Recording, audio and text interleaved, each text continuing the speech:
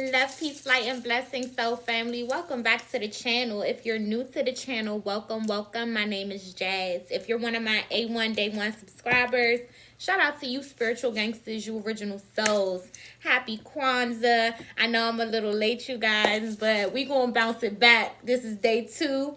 Kujichagulia, okay? This is self-determination, to define ourselves, name ourselves, and create for ourselves and speak for ourselves, okay? So happy Kwanzaa to any and everybody out there celebrating this wonderful energy that it's bringing. And what I've been downloading in regards to self-determination, in regards to Kujichagulia, is pretty much the difference between inspiration and motivation, you guys. And I do feel like the ancestors want us to really pay attention to what inspires us versus what motivates us, because inspiration withers and motivation stays. So you can find inspiration outside of yourself, but that doesn't define yourself. You can find inspiration, you know what I'm saying, like in so many different things, in so many different ways, in so many different facets in life, but then that inspiration may wither, and then what do you have to stand on? So the things that motivate us, Spirit says, in life are the things that come from deep within us. Those things become our whys in life, and the whys in life is what keeps us fighting. It's what keeps us hungry. It's what keeps us going. So it says to define ourselves. A lot of people in this world are literally a product of their environment.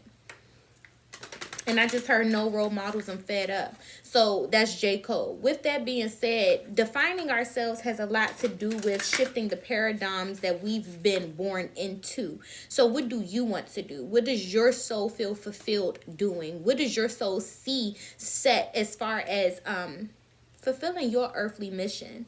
To name ourselves. Unfortunately, the African descendants have been deprived of the opportunity to even know where they come from. Half of us are literally owning the slave names of our masters. I wouldn't even just say the African descendants, but hey, it's Kujichagulia. We're gonna go ahead and focus where the focus is right now. A lot of us don't even understand where we come from because people fear what they cannot control.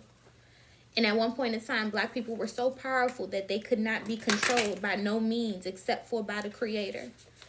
So because that fear was implemented into society by ways of power, by ways of manipulation and things of that nature, we don't even have our original names, our original Yoruba names, or our original Swahili names, or our original Hausa names, our original names.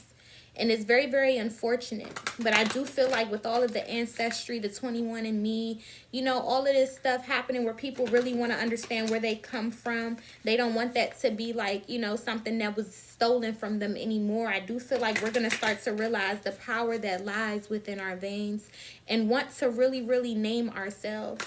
I myself even considered a permanent name change. So that has a lot to do with us going backwards, going back in time and really seeing where we come from, because at one period of time it's been stopped. So we have to do our due diligence in regards to really figuring out how to transcend that, how to go backwards, and how to get whatever we need from that aspect of ourselves that's been stolen. All of our last names, unfortunately, the majority, I will say, has been stolen, and it is very unfortunate. To create for ourselves is pure entrepreneurship, something that has also been deprived amongst the Black community. So I do believe that investing into each other is definitely something that we need to make a major focus. At one point in time, it was proven to have worked in regards to Black Wall Street. And when I see to create for ourselves, that's what I see the ancestors wanting us to really bring back into this now moment, into this now timeline, is to be able to have the same way nobody sees it being a form of division or separation when you have Chinatown, or when you have an area where a lot of the Hispanics migrate, or where you have an area where the Indians choose to migrate with each other.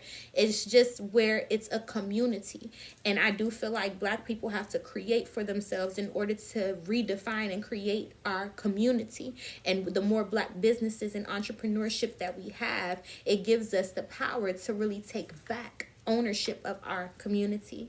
And it says to speak for ourselves. And me, like I tell you guys all the time, that throat chakra is a weapon. You know what I'm saying? Whether you're speaking truth, whether you're speaking enlightenment, whether you're speaking knowledge, that throat chakra is truly a weapon that I don't feel like we utilize to the fullest potential. So I definitely feel like here, when it says to speak for ourselves, we don't need other people no longer making decisions on behalf of our communities, on behalf of our problems, on behalf of our issues. I do feel like as a community here, the ancestors are encouraging us that we are the ones who have seen, felt, lived, and breathed through our circumstances and our trials and our tribulations. And I think that even in politics, even in socialism, even in activism, even in public speaking, we need more African men, African women to come up and speak on our behalf, speak on the problems that we have within our communities, speak on the hood, okay? That's what I feel in regards to speak for ourselves, because if you haven't lived and breathed through it, then it's going to be so hard for you to understand it. It's best coming from it's best coming from the belly of the beast here. So we have the ability to really speak to our problems, bring light to the issues that we have within our community in order to bring some type of healing or some type of resolution here, collective. I want to go ahead and bless our reading, tap in. I want to make these short for us too, okay? Thank you, God. Thank you, angels. Thank you, ancestors. Thank you, ascended masters. Mother God, Father God, I ask that you utilize me as a humble vessel. Fill us up with divine love, divine light, divine guidance, divine lessons, divine blessings, and divine intuition for myself and for the collective. Happy Kwanzaa. Happy Kujichagulia. Ancestors, I ask that you fill us up until we overflow mentally, spiritually, physically, and emotionally. Ashe, Ayibobo, Amun. Overall energy for Kujichagulia, ancestors. What would you like to relate to the collective in regards to Kwanzaa, in regards to self-determination? What is the overall energy? Once again, I'm sorry for the delay, you guys. I was a little under the weather, but I knew I was going to give y'all readings. Nevertheless, we're going to get them, whether it's day 2, day 3, day 4, day 5. It don't matter. I got y'all, you know. Just let me rest up, you know.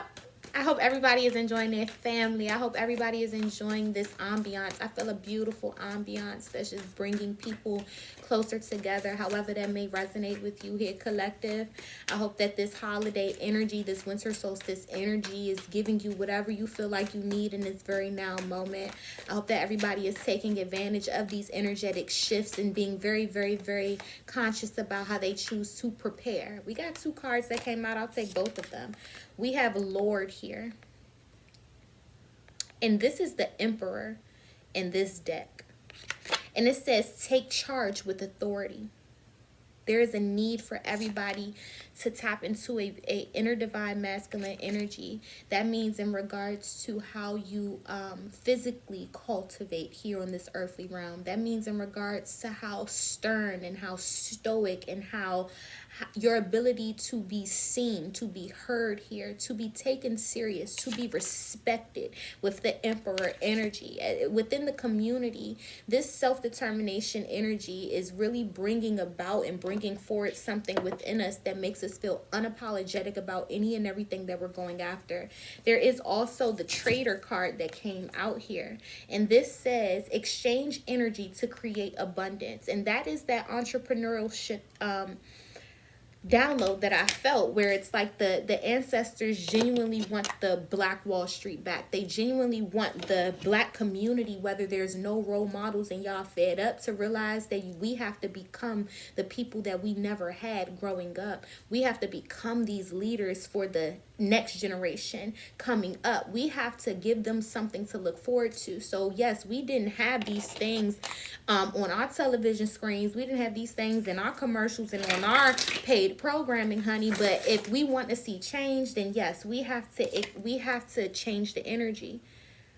I do see the collective figuring out what they're gifted, what they're talented at. What did God place in your heart chakra here to share with the world here? What can you trade here? How can you exchange your energy and create abundance for yourself here with this self-determination energy?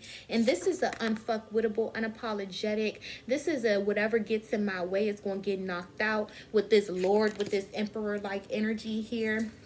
And when I see the Trader card, I feel like this is everybody just figuring out what you're good at. Because I do genuinely feel like we all have something placed upon our souls that we came here to really, really share. You know what I'm saying? So let's go ahead and get one. Angels, gods, goddesses.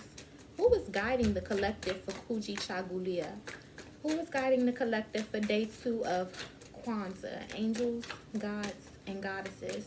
I definitely see a lot of people with online businesses going forward in this age of Aquarius. I definitely see going into the new year people figuring out different ways of cultivating residual income, different streams of income here. Like, I definitely feel that was too many. I definitely feel like there's going to be so many different people figuring out different creative gifts and talents that they've had lying dormant and deep down within themselves here. And this is a beautiful energy, because with that understanding, you will be taking charge and authority and taking action and steps here with this Emperor energy coming out. This is very determined. This is very self-determination. This is knowing what you want here with the Trader, knowing what you have to give here with the Trader, and going ahead and giving it however you see fit for yourself here. There's a need for the spirit of fear, the energy of fear, the collective consciousness of fear to be eliminated. And in this pursuit of self-determination, we have to create a new paradigm for ourselves here. Not the one that we were born into, and not the one that's being taught or trying to be forced upon us right now. We have to create and shift our own paradigms. You know, this going into the age of Aquarius, this is what it's all about. It's all about trading. It's all about even and equal exchanges of energy, creating abundance. So what did God bestow upon your heart? What type of talent and what type of gift do you have to give to us? Because one way or another, we all need it. And it does not matter how many people are in your field. You got a different type of bread and butter, okay? And we need something. So it's all about even exchanges of energy here, and making sure that you understand that what you bring to the table here as well, charging what you're worth here as well. There's a lot that goes into this Trader energy, this self-determined energy, this knowing what I'm capable of energy, this Emperor-like energy here. Angels, gods, goddesses, who's guiding the collective for day 2 of Kwanzaa? Angels, gods, and goddesses. We have the God of reflection. The qualities you see in others are simply your own reflection. This age of Aquarius is very social media based, and I do feel like a lot of people tend to have no choice but to focus on the beautiful aspects of everybody's life. And what social media has done, that to me has deprived people of their joy, or has become the thief of people's joy. It has allowed us into everybody's life. So people that are not on the same tax bracket as you, people who you would not typically see in your neighborhood here, okay? So our celebrities, the people that we idolize here, but mentally that doesn't do much good to somebody who doesn't understand that there's subconscious agendas and subconscious programmings to social media. And with the God of reflections, this is telling us that we're starting to realize that we too bring our own uniqueness, our own creativity to the table when we are self-determined to cultivate it till its fullest potential here. And there is no need to reflect on what anybody else has but yourself. The only competition you have is the person in the mirror here. So that's what self-determination brings you, understanding that literally the only person that you're competing with is your old self. The only person that you battling or fighting with is your old self. The only person that you got a shit on out here, collective, is your old self. You don't need to be out here reflecting or comparing yourself to anybody else, because that is genuinely going to only be the thief of your joy. Period. You have gifts and talents bestowed upon you that are uniquely tied to your energetic signature. How beautiful is that? The only fucked up thing would be for you not to share it with us here, because one thing about this social media age of Aquarius energy, it's going to invite us into each other's now moments, into each other's lives. We literally have lives. You can go live, meaning I don't even have to skip a beat. I can be invited into your now moment, into your everyday life. There are so many moments where we look at other people's lives, where we look at the life around us, and we have these reflections. And I think that we don't realize the only person that we have to compete with, the only person that we are determined, self-determined to beat is self. Period. The only person going forward that you should be determined to beat here is self. So Kujichagulia, the ancestors are saying that we have to be determined to outgrow, to outdo, and to outbeat ourselves. There is literally nobody else to compete with, because there is no competition when you realize that there's an energetic, unique signature. Can't nobody fuck with you. Just like can't nobody fuck with me. Just like can't nobody fuck with them. Just like can't, you know what I'm saying? It is what it is. Clarify traitor here, spirit. It says exchange energy to create abundance. Clarify traitor, spirit. Why is traitor here? Why is traitor here?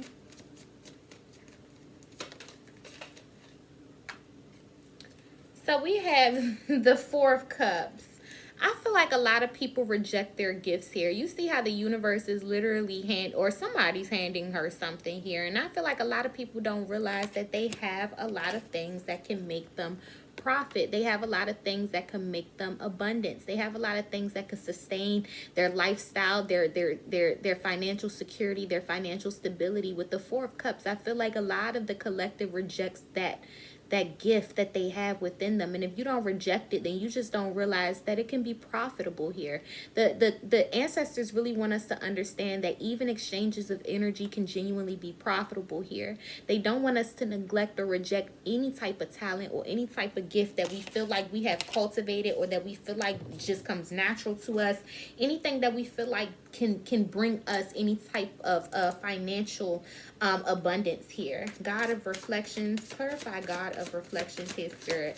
I definitely feel like with the Four of Cups, though, these are opportunities that we just don't see, or that we're not trying to see here, because maybe we're not self-determined. Maybe we haven't cultivated that self-determination that gives us the vision to see that there are things on the horizon that can bring some type of abundance. And it's things that you already know how to do, or things that are just lying dormant deep down within inside you here with the Traitor card. God of reflection, spill your tea for me, baby, please. God of reflections. We got the Two of Cups. I feel like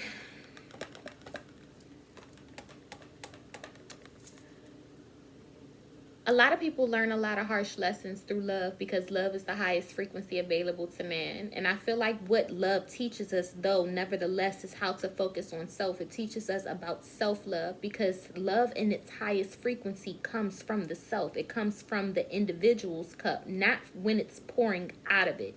It comes from the love that's inside of the individual's cup. The love that pours out of it is cool and all, but it genuinely comes from within. So I do feel like a lot of the self-determination is coming from the self-love within. We have to be able to realize that we are worthy. We have to be able to realize that we are deserving. We have to be able to realize that we are definitely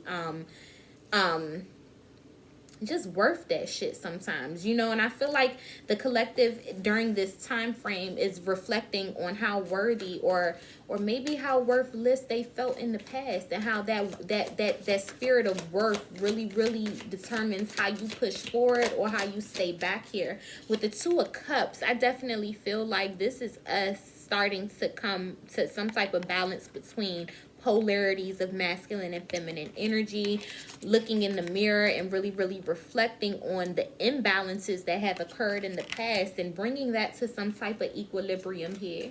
Clarify the Emperor, Lord. It says take charge with authority here. We got two that came out. So we have the Hierophants and we have the Knight of Cups. Wow. So let's just start with the Hierophant. What's up, Taurus? Introduce your shit. Welcome to the reading. It says Bishop C.H. Mason. This Hierophant looks like a ascended master or something. I don't know. Like a Mason? I don't know. It says Mason down here too. So I genuinely feel like there's a need for you to take a leadership role in your life. It definitely says take charge with authority. Self-determination requires us to become leaders, not followers. Meaning, damn near everything that we've been told needs to be questioned here with the Hierophant. The Hierophant becomes a teacher. He becomes a leader because he questions everything. So he's very well studied in the process of him questioning everything. He's researching everything. He's a questioner here. And when I see the Knight of Cups here, this is definitely like the abundance coming in. Because the Knight of Cups is a very, very romantic energy. The Knight of Cups typically is like that gentleman that wants to romance you or give you something, gift you with something. And if you look at their depiction here in the Hoodoo Tarot, she is a maid and she wants to take care of you. She wants to nurture you. That's the abundance coming in. And it's once you really, really become the leader here with the Hierophant.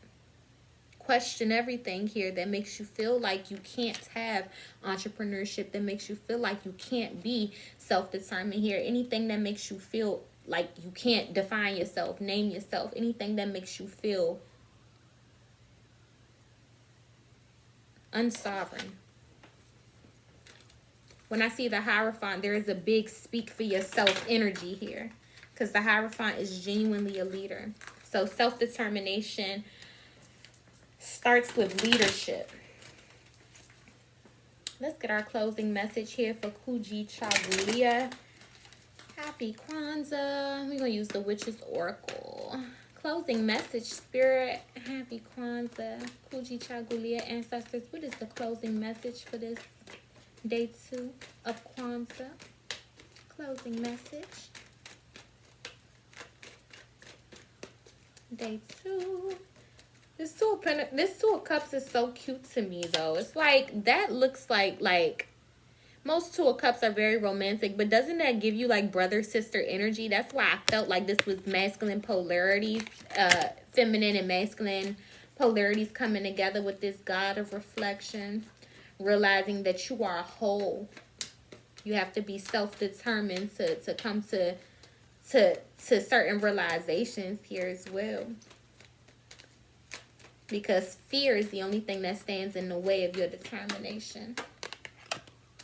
We have cauldron, the womb.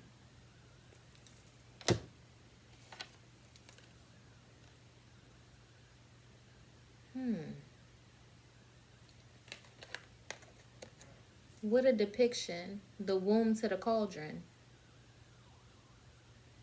What happens in the cauldron? Magic. What happens in the womb? Pure magic. The woman can literally bleed every month without dying. She undergoes the pain equivalents of every bone breaking in her body during child labor. Yet she walks around this earth so poetically while possessing the portal of life and rebirth, death and rebirth between her legs in her womb, the cauldron. I do feel like divine feminines are rising.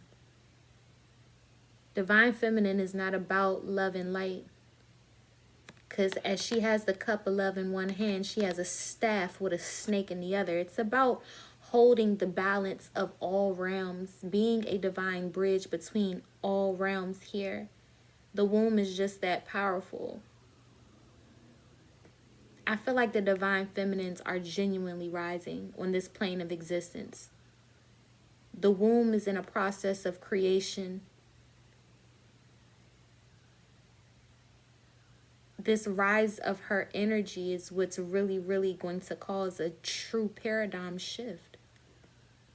This rise of her energy is what's causing people to tap into a certain type of self-determination that's unfuckwittable.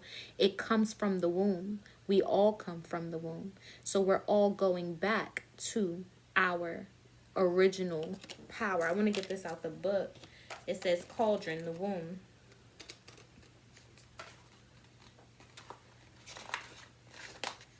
I wanted to spill some more tea.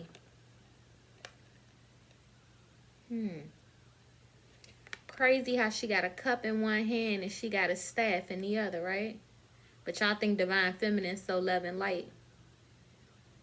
But yet the monks will show you they'll meditate all day and take a whole vow of silence, but come mess with them, and the very first thing that they know how to do is whoop ass, right?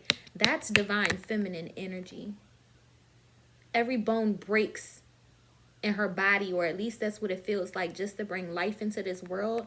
That's how God designed the womb, to be just like a cauldron. Fucking magical here. That's what the divine feminine is. She is literally magical here. And something about the rise of her energy is going to make us all determined, because her energy is internal, it's not external. And we only fear patriarchy because its power can be seen. We can see the muscles, we can see the power, we can see it. But the divine feminine's energy is internal, it's magical. It comes from a whole different realm through this portal called a womb here. The vibration is the sacral chakra. The keywords: the void, potential, wise intention. Cauldron symbolizes the potential you have at this time to create your own reality, your own direction and outcome. But be aware that as creators, you will need to be fully conscious of what you are trying to achieve. If you place love and compassion in your cauldron and stir it with wisdom, you are likely to create the same thing in your world. As you give, so shall you receive. Pregnancy is likely, as is the birth of a new situation in your life. Welcome the state of emptiness that comes before any major change or growth. Fill it with intentions that enhance your situation, and so give birth to a life you love living. Happy Kwanzaa, you guys. I send y'all eternal love, peace, light, and blessings. If you would like to book a personal reading with me, all my information is down low in the description box below. If you would like to purchase your Reiki healing candle, we currently have Self-Love and I Share It Away in stock. Please check out the website. Don't forget to like, share, subscribe, and comment. And I will see y'all on our next Kwanzaa reading. Happy holidays.